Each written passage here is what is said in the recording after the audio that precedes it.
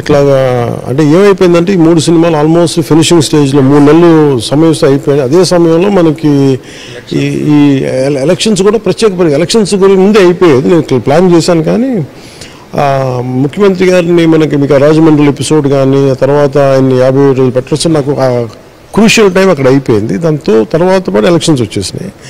ఈ అలయన్సెస్ వీటి గొడవల్లో నిర్మాతల్ని ముగ్గురిని క్షమించమని అడిగాను. నేను చేద్దాం అనుకున్నా కానీ పరిస్థితులు ఇవి. ముందు రాష్ట్రం బాగుండాలి, తర్వాత అందరం బాగుంటే అంత బాగుంటుంది అంటే వాళ్ళు కూడా పెద్ద మనసు అర్థం చేసుకున్నారు.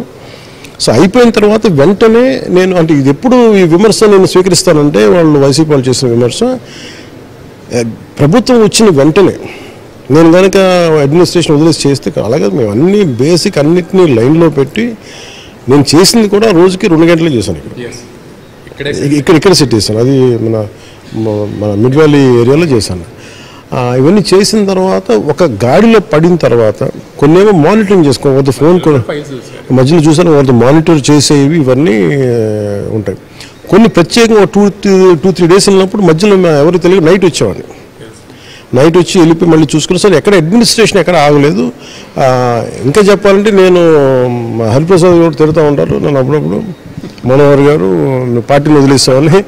నేను ఆ పార్టీని వాళ్ళ తిట్లు నేను స్వీకరిస్తాను కానీ నేను అడ్మినిస్ట్రేషన్ నిర్లక్ష్యం చేశానంటే అది నేను చేయలేదు. ఓజీ భగత్ సింగ్ సంగతి ఏంటి?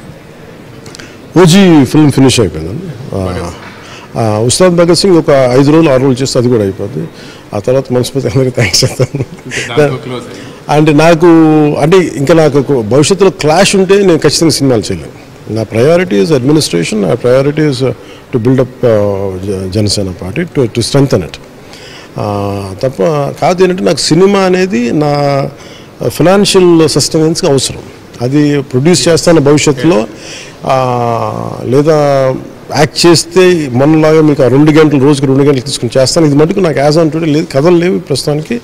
ముందు నా బాధ్యత ఈ 3 చేయటం, వీటి నుంచి విముక్తులు అవుతున్నాం అందరూ సంతోషం. నేను మీ ఫస్ట్ స్పీచ్ చూసా, ఇప్పటికీ చూస్తున్నాను డే బై డే. మీరు ఎప్పుడు రాజకీయాలు హుందాగా ఉండాలి, నాకెవరూ శత్రువులు కాదు అని చెప్తారు. బట్ ఈ రప్పాలు కోసేయటాలు తర్వాత లిక్కర్ స్కాండల్స్ ఇవన్నీ చూస్తే సార్ లిక్కర్ స్కాండల్లో 3,500 కోట్లు పోయినాయి అనేది పక్కన పెడితే బట్ ఎంతమంది ప్రాణాలు పోయినాయి, ఎంతమంది ఆరోగ్యాలు దెబ్బతిన్నాయి. ఎందుకంటే నేను మీ తాడేపల్లిగూడెంలో కూడా